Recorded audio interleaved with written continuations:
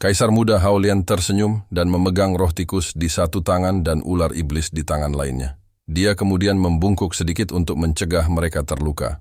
Lapisan cahaya hijau muda muncul dari tubuh Kaisar muda Haolian, dan baju perang berwarna hijau muncul beberapa meter di sekelilingnya, melindungi seluruh tubuhnya di dalamnya. Pupil mata Chen Chuanjiu menyusut, dan wajahnya menunjukkan ekspresi menyeramkan saat dia mengejek. Armor pertempuran hati loyalitas memang ada padamu. Untuk menyelamatkan dua sampah, kamu benar-benar meninggalkannya. Haha, menurutku kamu menjadi bodoh karena memahami langit dan bumi. Mati. 3 serangan menyapu langit dengan momentum yang tak terbendung. Ledakan tubuh Kaisar muda. Haolian benar-benar tenggelam oleh cahaya, dan baju besi perang hijau hanya bertahan sesaat sebelum ditembus, meledakkannya ke tanah. Sebidang besar padang rumput terangkat, menyebar dalam bentuk melingkar, dan dampak energinya sangat tinggi. Ketiganya dari Rainstorm Mercenary Group berdiri dengan waspada di langit dengan ekspresi serius. Zheng Yunfeng berkata dengan sungguh-sungguh, "Apakah dia sudah mati? Saya tidak bisa merasakan aura sama sekali." Mata Ouyang Qi menunjukkan kegembiraan saat dia berkata dengan gelisah, "Dia mungkin benar-benar mati. Lagi pula jika kita bertiga menyerangnya bersama-sama, bahkan Kaisar Wu yang asli pun tidak akan mampu menerimanya." Zheng Yunfeng mengerutkan kening dan berkata dengan curiga, "Tapi Loyalty Heart Battle Armor itu tampaknya telah menahan sebagian besar kekuatannya. Itu adalah armor tempur kelas 8 yang disempurnakan Gu Feiyang untuknya saat itu, dan itu cukup untuk memblokir serangan kekuatan penuh dari salah satu dari kita." Ouyang Qi mendengus dengan nada menghina dan berkata, "Bahkan jika itu memblokir 1 orang, bagaimana dengan 2 orang lainnya? Aku tidak bisa merasakan aura apapun sekarang, dan dia jelas sudah mati." Chen Chuanjiu tidak mengatakan sepatah kata pun saat dia menatap tanah di bawah. Sejumlah besar tanah dan kerikil mengguncang langit dan mulai berjatuhan. Sebuah lubang pembuangan besar muncul di bawah, lebarnya ratusan meter dan tanpa dasar. Tetapi dengan budidaya ketiganya, mereka dapat melihat ribuan mil jauhnya, dan segera ekspresi mereka berubah menjadi jelek. Tidak ada mayat Kaisar muda Haolian di lubang hitam. Dan di dinding lubang, sebuah lorong muncul, dan itu terbuka dengan jelas dalam sekejap. "Kaisar muda, Haolian sebenarnya melarikan diri dari sini." Zheng Yunfeng memperhatikan dengan cermat keempat dinding terowongan dan menunjuk ke segumpal tanah merah cerah. "Lihat, dia pasti terluka parah." Murid Chen Chuanjiu mengerut dan dia berteriak dengan suara yang dalam, "Kita harus membunuhnya kali ini, atau kita akan berada dalam bahaya." Setelah dia selesai berbicara, dia langsung memasuki lorong dan mengejar mereka. Zheng Yunfeng mengikuti dari belakang. Ouyang Qi sedikit menggernit. "Lorong ini pendek dan sempit seperti lubang anjing. Dia sangat tidak mau, tapi dia tidak punya pilihan selain masuk." Tiba-tiba, sebuah tangan menepuk pundaknya, dan dia tertegun. Wajahnya menjadi seputih selembar kertas, dan butiran keringat membasahi wajahnya. Itu adalah tangan seorang pria, dan dia mengenalinya. Itu adalah tangan Kaisar muda Haolian, yang dia kejar selama lebih dari 10 hari, dan mengira telah lolos dari lorong. Ouyang Qi menelan ludahnya, tetapi dia masih tidak bisa menahan rasa dingin di hatinya, dan tubuhnya mulai bergetar. Tawa samar terdengar dari belakang. "Hehe, pemimpin persekutuan Ouyang, jangan gugup. Setelah mengikutiku begitu lama, kamu harus istirahat yang baik. Begitu Anda tertidur, Anda tidak akan pernah takut." Ouyang Qi membuka mulutnya dengan ngeri dan dia ingin berteriak, tetapi dia menyadari bahwa dia tidak dapat mengeluarkan suara. Kemudian, tanpa merasakan sakit apapun, dia melihat sebuah kepalan tangan mencuat dari jantungnya. Dia melihat jantungnya meledak dengan mata kosong dan perlahan-lahan dia kehilangan kesadaran. "Fetak ibumu, kamu benar-benar membunuhku." Perasaan ini tiba-tiba melonjak di hati Ouyang Qi dan dia mengutuk dalam hatinya. Tiba-tiba, sebuah kekuatan muncul entah dari mana dan kunci suara di tenggorokannya rusak. Dia berteriak sekuat tenaga, Kaisar Muda Haolian ada di sini. Raungan yang datang dengan sekuat tenaga, bergema jauh dan luas di dataran Yao. Dia tampak lega dan matanya menjadi kendur. Kepalanya terkulai ke bawah dan dia mati total. Tinjunya ditarik kembali dan ada lapisan cahaya kuning berkedip-kedip di atasnya. Tidak ada satupun bekas darah di sana. Kaisar Muda Haolian memandang tubuh Ouyang Qi dengan acuh tak acuh dan berkata, "Kamu bisa dianggap laki-laki." Dia mengeluarkan binatang iblis dari dadanya dan meletakkannya di tanah, diikuti oleh tikus roh dan menepuk dahi mereka. Hari ini, otakku benar-benar kacau. Untuk menyelamatkan kalian berdua, aku bahkan kehilangan loyal armor pertempuran hati yang guru tinggalkan untukku. Jika saya mengetahuinya lebih awal, saya tidak akan memahami aturan langit dan bumi terkutuk ini. Kaisar Wu itu bahkan tidak harus hidup.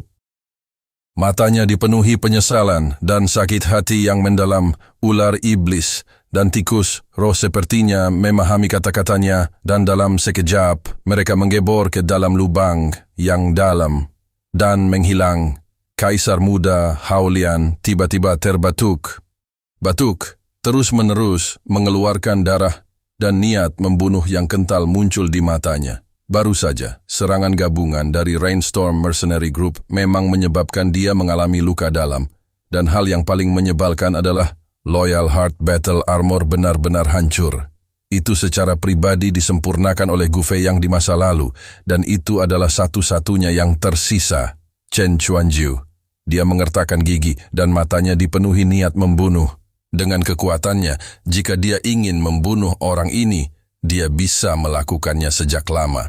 Namun dia memiliki musuh yang kuat di sisinya yang dapat terus-menerus mendesaknya untuk maju. Itu sebabnya dia bertarung dengan Rainstorm Mercenary Group dengan sikap main-main. Siapa sangka hari ini dia akan menghancurkan satu-satunya artefak Xuan yang ditinggalkan gurunya untuk Nia. Wajahnya sangat suram. Aura Chen Chuanjiu dan Zheng Yunfeng menyebar dari terowongan. Kaisar Muda Haolian sedikit khawatir, dan dia berubah menjadi seberkas cahaya dan melarikan diri. Pada saat ini, dia terluka parah, dan jika dia tetap tinggal dengan paksa, dia hanya akan mati. Mau pergi? Mari kita lihat di mana kamu bisa melarikan diri kali ini. Sosok Chen Chuanjiu muncul dengan sangat cepat, dan dia mengejar Kaisar Muda Haolian. Dia awalnya adalah 9 bintang martial revered, dan kekuatannya sangat kuat. Dalam beberapa kedipan, dia akan menyusul. Tiba-tiba, sejumlah besar tikus pemakan roh 5 elemen muncul dari dataran iblis. Dalam sekejap mata, mereka keluar dari padang rumput, dan semuanya mengepakkan sayap dan mengepung Chen Chuanjiu. Ini? Apa yang terjadi? Chen Chuanjiu terkejut dan Zheng Yunfeng yang berada di belakangnya juga mulai menerima serangan. Keduanya merasa ini aneh, meskipun keberadaan peringkat 3 ini semudah menghapus jaring laba-laba. Jumlahnya terlalu banyak, dan mereka agak ngeri. Binatang buas, kalian semua pergi dan mati. Chen Chuanjiu meninju, dan sebagian besar langsung berubah menjadi debu. Namun, sebagian besar tikus roh tidak takut mati, dan mereka mengelilinginya lagi. Keduanya memulai pembantaian karena marah dan kaget. Segera mereka membunuh puluhan ribu tikus pemakan roh 5 elemen di langit, tidak menyisakan satu pun yang hidup. Namun, mereka benar-benar kehilangan pandangan terhadap Kaisar Muda Haolian. Amarah. Apa yang sedang terjadi? Apa sebenarnya yang terjadi? Chen Chuanjiu sangat marah. Dia melihat tumpukan hitam mayat tikus roh di tanah, dan dia meraung dengan marah. Bagaimana bocah itu masih bisa memanggil tikus roh? Bagaimana dia melakukannya? Kenapa aku tidak mengetahuinya setelah bertarung selama bertahun-tahun? Ekspresi Zheng Yunfeng juga sangat jelek, dan dia berkata dengan suara yang dalam, "Ini buruk. Dataran iblis sangat besar. Bagaimana kita bisa mengejarnya jika dia melarikan diri?" Wajah Chen Chuanjiu pucat pasi. Dia merasakan udara untuk beberapa saat, dan menunjuk ke arah. Di sini, Zheng Yunfeng tercengang, dan dia berkata dengan heran, Bagaimana kamu bisa begitu yakin? Chen Chuanjiu dengan dingin mendengus. Area ini agak aneh. Mengikuti bocah itu, ki spiritual di sepanjang jalan semakin tebal, dan saya tidak tahu kemana arahnya. Arah itu adalah tempat di mana ki spiritual semakin tebal, dan itu seharusnya menjadi arah yang dituju bocah itu. Keduanya segera berubah menjadi seberkas cahaya, dan terbang menuju tempat di mana ki spiritual semakin tebal. Setelah keduanya menghilang, sesosok tubuh perlahan keluar dari langit yang kosong. Dia mengenakan kemeja brokat yang mewah dan ada pita biru bermotif naga yang diikatkan di pinggangnya. Dia tinggi dan dia memiliki penampilan yang bermartabat. Yang paling mencolok adalah ada permata besar yang tersemat di pita itu, seolah-olah dia takut orang tidak tahu kalau dia kaya. Dia memegang dagunya dengan satu tangan dan bergumam pada dirinya sendiri, Kaisar muda. Haolian sedang diburu. Haruskah aku menyelamatkannya atau tidak? Jika saya menyelamatkannya, tidak akan ada manfaatnya. Jika aku tidak menyelamatkannya dan dia mati, dan Hua Qianshu mengetahuinya, dia akan mengejarku. Dia menampar kepalanya dan berkata dengan menyakitkan, "Ayah, sungguh dilema. Simpan, jangan simpan, jangan simpan, jangan simpan, jangan simpan, jangan simpan." Pria itu mengeluarkan sekuntum bunga kecil dan mulai menghitung kelopaknya. Ketika dia memetik yang terakhir, dia berbisik, "Simpan." Pria itu mengeluarkan sekuntum bunga kecil dan mulai menghitung kelopaknya. Ketika dia memetik yang terakhir, dia berbisik, "Simpan." Pria itu tertegun beberapa saat sebelum tiba-tiba berkata, "Tidak, ini tidak masuk hitungan. Ayo kita lakukan lagi."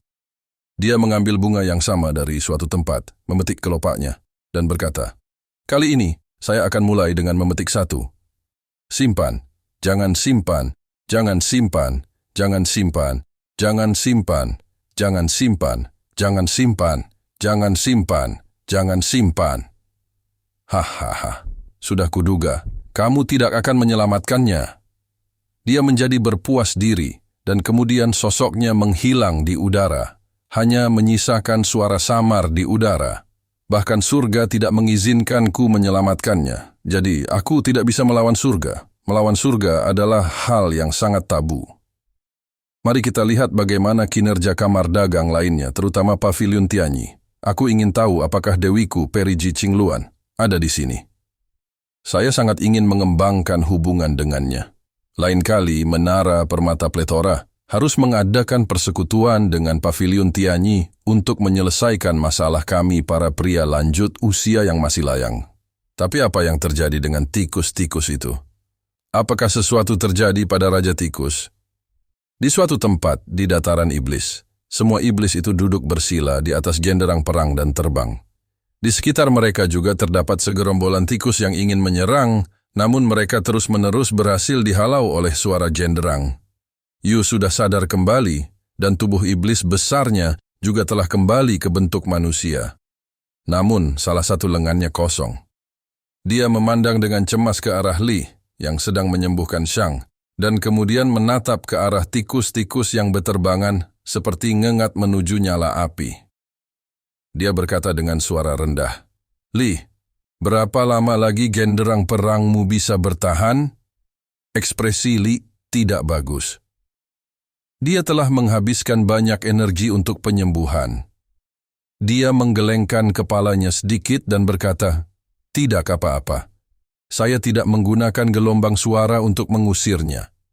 Saya hanya menangkap frekuensi gelombang suara yang sangat ditakuti oleh tikus-tikus ini. Tidak memerlukan banyak energi. Yang saya khawatirkan adalah, dalam kondisi kita saat ini, kita tidak dapat mengumpulkan pohon ivy abadi sama sekali. Apa yang harus kita lakukan selanjutnya?"